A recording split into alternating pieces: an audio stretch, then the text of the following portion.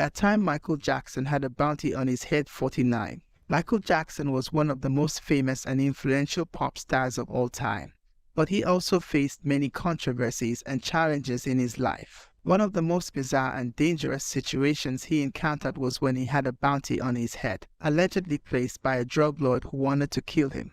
According to a YouTube video by Uptown Mayor Rob, the story goes like this. In 1993, Jackson was accused of child molestation by a boy named Jordan Chandler and his father Evan Chandler, who demanded $20 million from the singer to drop the charges. Jackson refused to pay and hired a private investigator named Anthony Pellicano to look into the case. Pellicano discovered that Evan Chandler had connections to a Colombian drug cartel, and that he had borrowed money from them to finance his dental practice. Pellicano also found out that the cartel leader, who was a fan of Jackson, had put a $100,000 bounty on Evan Chandler's head for trying to extort the star. However, things took a twisted turn when Evan Chandler somehow convinced the cartel leader that Jackson was the one who had molested his son, and that he was lying about the extortion. The cartel leader then changed his mind and placed a $49 million bounty on Jackson's head instead, which was the amount of money he had made from his Dangerous World tour.